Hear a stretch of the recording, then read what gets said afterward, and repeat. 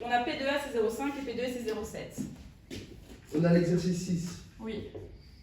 Ok. Et on vous donne aucun contexte, vous savez pas ce que c'est A et B. Ok. Et on va vous poser 3 questions. La première question, c'est on vous demande est-ce que les événements A et B sont compatibles? Bah, il n'y a pas de contexte, donc on peut supposer que non. Alors, comment est-ce qu'on sait si une phrase est vraie ou fausse?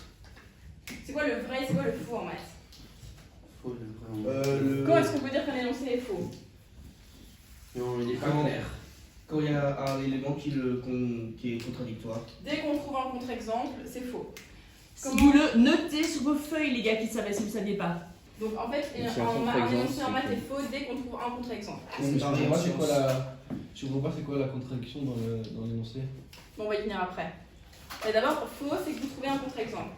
Vrai, c'est qu'il y a aucun contre-exemple. Mais en fait, il suffit pas de montrer qu'il y a aucun contre-exemple. En fait, il faut faire une preuve que c'est vrai. Mais dans ce cas-ci, on va faire une preuve que c'est faux. Donc, à ce moment où il y a un contre-exemple, c'est faux. Et dans ce Il cas-ci, fallait faire une preuve.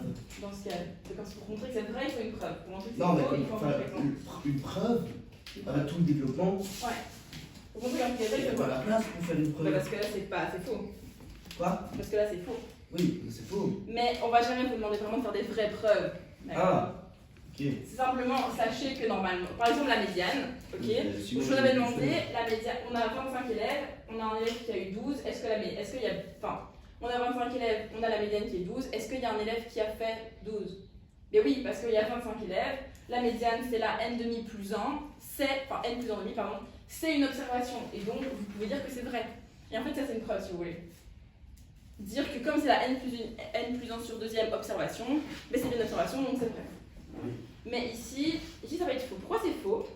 Parce que, est-ce que quelqu'un a une idée de pourquoi c'est faux? Pourquoi est-ce qu'ils ne sont pas incompatibles? Et pourquoi peu importe ce que c'est A et B, ils ne seront jamais Attends, incompatibles. incompatible et complémentaire c'est la même chose. Non. Incompatible, ça veut dire qu'ils n'arrivent jamais en même temps. Et complémentaire, ça veut dire qu'ils n'arrivent jamais en même temps, mais que c'est toujours l'un ou l'autre. Par exemple, avoir mon ensemble des A six faces, ok? 1, 2, 3, ok? On a A qui est 1, 2 et B qui est avoir 3. Et ben A et B ils sont incompatibles, ok? Ils n'arrivent jamais en même temps. Ah, et complémentaire c'est genre 1, 2, 3 pour A et 4, Voilà. 5, 6 pour B, et ça c'est complémentaire. Ouais. Ceux qui ne savaient pas, vous notez s'il vous plaît sur vos feuilles. Parce qu'ils n'arrivent jamais en même temps, mais c'est toujours l'un ou l'autre. Tu ne peux jamais être dans un troisième cas. Complémentaire, en fait, c'est un cas particulier d'incompatibilité, un cas un peu spécial. Donc, ici, on me demande s'ils sont compatibles. Et là, c'est de nouveau toujours le même principe. Quand on me demande que c'est incompatible, c'est souvent, en général, que c'est non. D'accord? Vous allez calculer, en fait, la probabilité de l'union de A et B. Pourquoi? Parce qu'en fait, il y a 25 exercices comme ça dans le cours et que vous le savez, que vous devez faire ça. Vous le notez sur votre feuille, les gars. Important. Donc, vous avez un truc pareil, vous savez que vous allez calculer l'union. Donc, il faut vraiment que vous le notez sur le feuille. J'ai ce type d'exercice. C'est vraiment du drill, hein, le maths. J'ai ce type d'exercice. Je sais que si on me demande ça, je dois passer par là. Et en fait, c'est vraiment des process. Pof, pof, pof, pof. Et là, c'est même pas de la compréhension, hein, c'est de la mémorisation, finalement. C'est de la en fait. formule pure. C'est la formule pure. Donc, on a P de A union B. C'est quoi la formule de P de A union B? Un demi.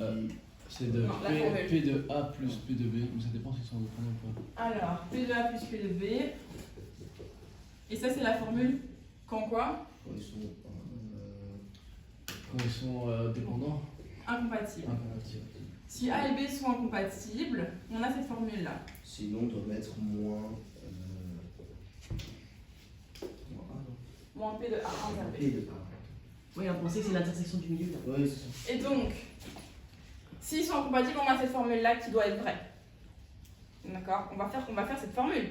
C'est quoi P de A? 0,5, 0,7. 0,7. Et ça fait quoi au total? Du coup, 51. Ça fait 1,2. C'est meilleur que là. 1,5 plus 0,7, c'est 1,2. Et là, est-ce qu'il n'y a pas un petit problème? Ouais, Ça peut jamais Une être probabilité, si si tu rentres C'est pour ça que j'ai. Et plus grand que 1, c'est scandaleux. scandaleux. Ça veut dire que ce qu'on a supposé, c'est faux. Qu'est-ce qu'on a supposé? Que du coup c'était incompatible. On a supposé qu'ils étaient incompatibles. Et donc ça veut dire quoi? Ça veut dire qu'ils ne peuvent pas être incompatibles. Oui. Et donc, Putain, en fait, c'est bon, j'avais quand même presque raison. A et B sont compatibles. Ah bah c'est compatible. Ouais. D'accord. Et il n'y a pas un cas où ils ne le seront pas. Ok. Donc, toujours quand c'est au-dessus de 1, c'est Ah oui, compatible. en fait, Et c'est parce qu'on est au-dessus de 1 qui sont compatibles. Oui. Du coup, pour avoir une probabilité qui est logique, il faut en fait, cette formule-là, elle n'est pas vraie. L'union, elle ne vaut pas 1,1. C'est juste qu'on n'a pas retiré l'intersection. Il faut retirer l'intersection. Alors, si je peux me permettre, vas-y. à mon avis, pour les visuels, si vous dites c'est par exemple ce que je raconte, mais en fait, donc si vous êtes incompatible, ça veut dire que dans oméga on a ça et ça, c'est ça. Ouais. Tandis que si c'est une union, on aura ça. C'est compatible. D'accord. Et donc ça, si on additionne les deux, et donc ça veut dire que comme c'est trop, on va les resserrer pour avoir ce petit machin-là d'intersection, effectivement. Voilà. Ça c'est pour les visuels. Ouais, c'est bon. Pour le B, maintenant, on vous donne on vous dit que l'union, c'est 0,9.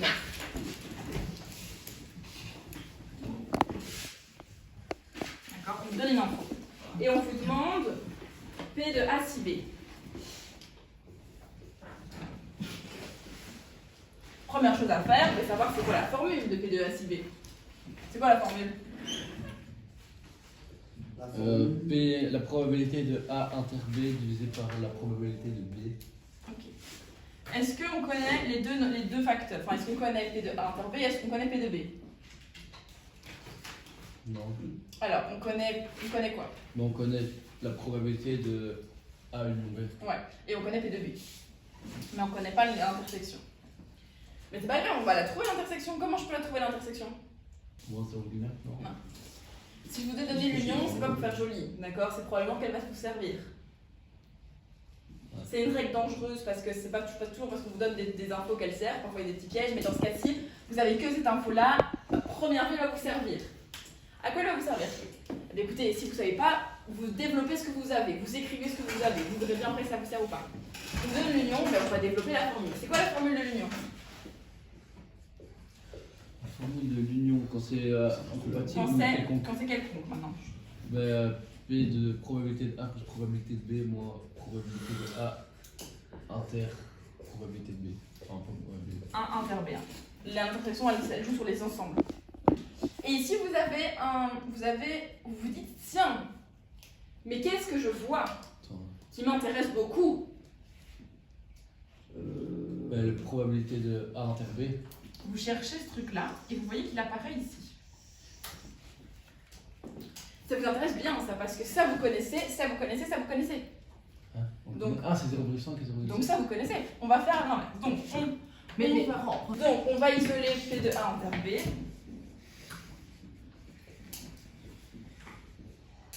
Qui est donc P de A plus P de B moins P de A union B. j'ai une question. Oui.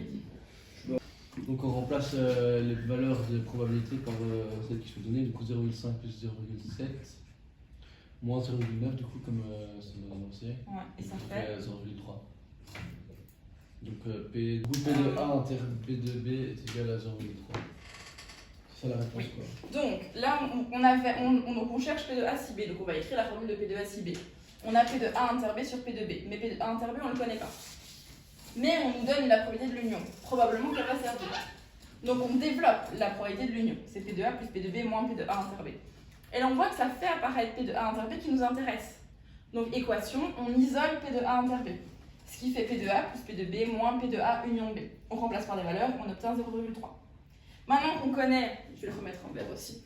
Maintenant qu'on connaît P de A inter B, on va pouvoir calculer le si. Pourquoi? Parce que le si, c'est P de A inter B sur P de B. C'est quoi du coup? P de A inter B, c'est 0,3. Et P de B, c'est... Ah, il faut calculer ça aussi. Ben, c'est ça qu'on demande. Ah, c'est le P, c'est le B. C'est ça qu'on demande au final. Hein. Je vais noter ça ici. Et c'est quoi P de B? 0,7. On vous le donne. Et donc, ça fait 3 septièmes. Et donc, votre réponse finale, c'est 3 septièmes. Et alors, ici, j'ai plus pas sur le tableau, mais vous, normalement, en dessous, vous devez le mettre bien en évidence. Hein. La réponse finale, pas comme ça en plein milieu du schmilblick. Ok.